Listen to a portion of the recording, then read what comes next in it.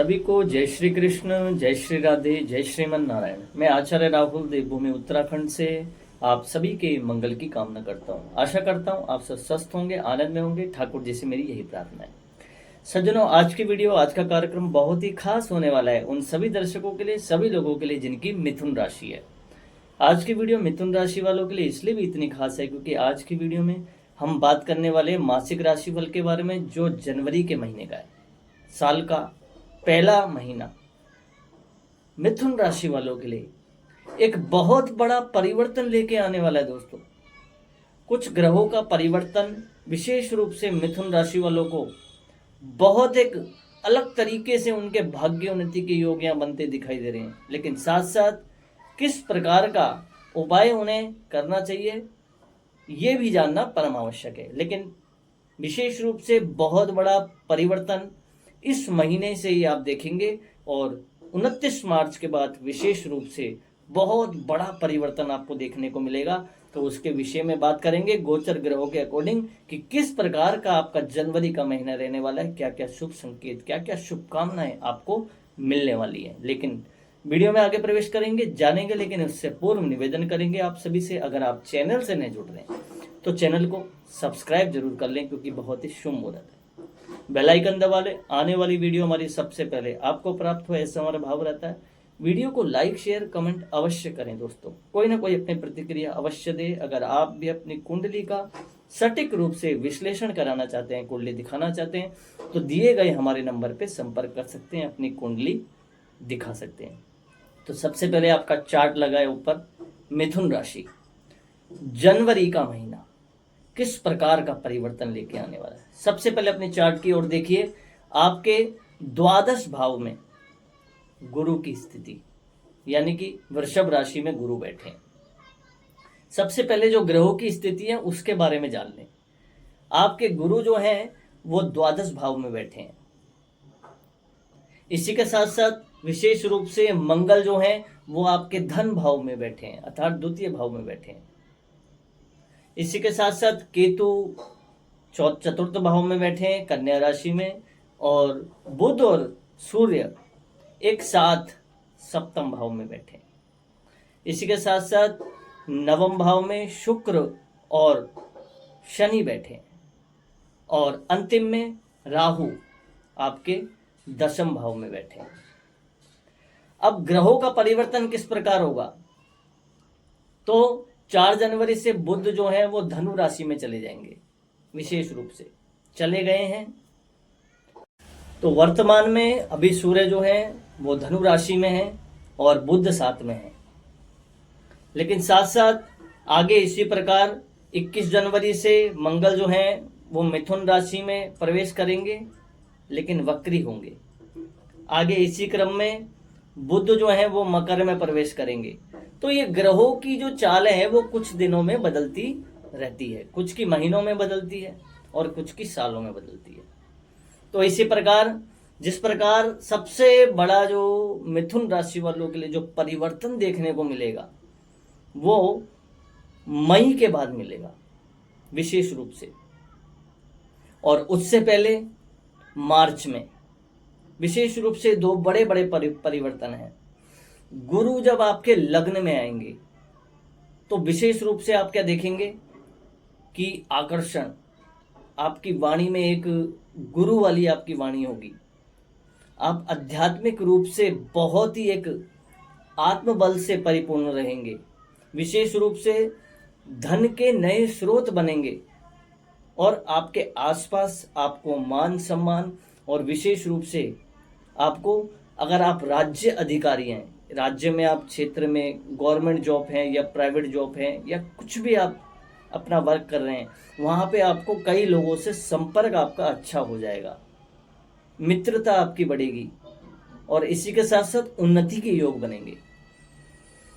इसी के साथ साथ मंगल जो है अभी वर्तमान में इस समय धन भाव में बैठे हैं, अर्थात द्वितीय भाव में। द्वितीय भाव धन का भाव है, तो कहीं ना कहीं धन के योग बढ़ेंगे, लेकिन कहीं ना कहीं खर्चे भी ज्यादा होंगे क्योंकि मंगल जो है वो चंचल हैं। मैं स्पष्ट रूप से बात करूं, मंगल जो है वो अति चंचल हैं। तो आमदनी होगी, लेकिन उसी हिसाब से खर्चे भी यहाँ बढ़ते दिखाई देंगे। इसलिए जितना आपके पास हो उतना ही आप खर्च करें, अधिक आप खर्च ना करें। बड़ा सोच समझ के आपको चलना चाहिए। इसी प्रकार चतुर्थ भाव में केतु की स्थिति बहुत ही सुंदर एक योग बना रही है, जो कि गुप्त युक्तियों, अगर आप, मैं कहूँगा, अगर आप प्रॉपर्टी की लाइन से जुड़े हुए हैं, अगर आप प्रॉपर्टी संबंधी कोई वर्क करते हैं, तो इस समय आप गुप्त युक्ति, गुप्त शक्तियों द्वारा, अपने दिमाग द्वारा बहुत सारा काम कर सकते हैं। उन्नति के योग यहाँ बनते दिखाई दे रहे हैं। लेकिन साथ साथ आपको, अगर आप कहीं भूमि खरीदते हैं, अगर आपका भूमि संबंधी काम नहीं है, लेकिन आप भूमि भवन का सौदा करना चाह रहे हैं, तो मैं विशेष रूप से आपको कहूँगा कि बड़े सोच विचार के अपना पूरे पेपर वर्क आपको देखना चाहिए। पैसा किसको दे रहे हैं, कितना दे रहे हैं, सब आपके पास लिखित में होना चाहिए। नहीं तो कहीं धोखा आपके साथ ना हो जाए, इसलिए बच के रहना चाहिए। इसी के साथ साथ बड़ी सुंदर स्थितियां बनती दिखाई दे रही है सप्तम भाव में बुध और सूर्य की, जो कि कहीं ना कहीं दाम्पत्य जीवन में मधुरता, लेकिन साथ साथ ज्योतिष शास्त्र कहता है कि आप एक दूसरे को समझें, सुनी सुनाई बातों पे विश्वास ना करें, और कुछ भी अगर बात हो तो आप आपस में विचार विमर्श करें। बाकी इस समय संबंध जो है, कहीं आप घूमने का प्रोग्राम भी बना सकते हैं। यात्रा का योग यहाँ सुमधुर बनता दिखाई दे रहा है। इसी के साथ साथ नवम भाव में सूर्य, नवम भाव में शनि और शुक्र, ये एक विशेष युति है। ये कहीं ना कहीं सफलता के योग यहाँ पे आपके लिए बड़े चढ़े रहेंगे। अध्यात्म में आपकी रुचि होगी, कहीं ना कहीं आप आध्यात्मिक यात्रा कर सकते हैं। लेकिन साथ साथ विशेष रूप से मैं एक संकेत दूंगा, शुक्र का वहां पे बैठना, कहीं ना कहीं मान सम्मान की प्राप्ति आपको होगी। मान सम्मान की प्राप्ति विशेष रूप से आपको हो सकती है, या फिर आपको आपकी भाग्य उन्नति के एक योग यहाँ बनते दिखाई दे रहे हैं बड़े ही परिवर्तन के साथ, या किसी ऐसे व्यक्ति के संपर्क में आप आ जाएं जो कि आपको बहुत बड़ा एक लाभ हो जाए। और अंतिम में दसम भाव में गुरु, दसम भाव में राहु, ये एक राजनीति के क्षेत्र से जो लोग जुड़े हुए हैं, या जिनका व्यापार है, अपना व्यवसाय है, उनके यहाँ जो है उन्नति के योग है बहुत ज़्यादा। तो कुल मिलाकर इस जनवरी के महीने में विशेष रूप से व्यापार में वृद्धि, दूसरा धन प्राप्ति, और तीसरा, क्योंकि कई सारे कमेंट आते हैं, स्टूडेंट कई सारे पूछते हैं कि शिक्षा का कैसा क्षेत्र है, तो मैं जितने भी शिक्षार्थी हैं, छात्र लोग हैं, स्टूडेंट हैं, या जो जॉब की तैयारी कर रहे हैं, उनके लिए मैं कहूँगा कि उद्यमेन ही सिद्ध्यन्ति कार्यारणीय मनोरथे। छोटे में हमने अपनी पुस्तिका में एक श्लोक सुना था, वो श्लोक आपको भी स्मरण होगा कि उद्यमेन ही सिद्ध्यन्ति कार्याणीन मनोरथे नहि सुप्तस्य सिंहस्य प्रविशन्ति मुखे मृगा। ये स्टूडेंट के लिए और आम लोगों के लिए भी है। अब इसका भावार्थ क्या है, अर्थ क्या है, वो समझ लें थोड़ा सा संक्षिप्त में, कि उद्यमेन ही सिद्ध्यन्ति, यानी कि परिश्रम के द्वारा फल की प्राप्ति होती है। क्योंकि जैसे सोए हुए शेर के मुख में हिरन प्रवेश नहीं कर सकता, शेर को स्वयं जाना पड़ेगा, मेहनत करनी पड़ेगी, कर्म करना पड़ेगा, प्रयास करना पड़ेगा, उद्यम करना पड़ेगा, तभी उसको सफलता प्राप्त होती है। तो वैसे ही नहीं सुप्तस्य सिंहस्य प्रविशन्ति मुखे मृगा। तो उस प्रकार स्टूडेंट के लिए, अब मैं कुछ किसी प्रकार का व्यंग नहीं कर रहा, मजाक नहीं कर रहा, स्टूडेंट का मनोबल भी मैं किसी तरीके से कोई तोड़ नहीं रहा, उनका आत्मविश्वास बढ़ा रहा हूँ कि आप बड़े ही तेज गति के साथ, अगर आपका मन कहीं विचलित ना हो जाए, भ्रमित ना हो जाए कि हमें असफलताएं मिल रही हैं, तो ऐसा नहीं है।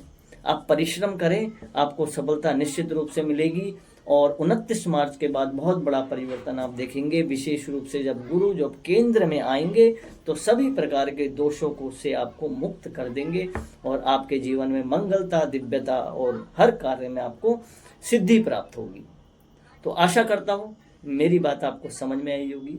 तब तक के लिए दोस्तों अंतिम में उपाय की छोटी सी बात कर लें कि मिथुन राशि वालों को बुधवार के दिन भगवान गणपति को दुर्वा चढ़ानी चाहिए। विशेष रूप से छात्रों को दुर्वा चढ़ानी चाहिए। जो रोजगार की तैयारी कर रहे हैं, गवर्नमेंट जॉब की तैयारी कर रहे हैं, उनको दुर्वा चढ़ानी चाहिए, लड्डू का भोग लगाना चाहिए और गणपति का पूजन करना चाहिए। और संकट नाशन गणेश स्तोत्र का पाठ तो सभी को कर लेना चाहिए।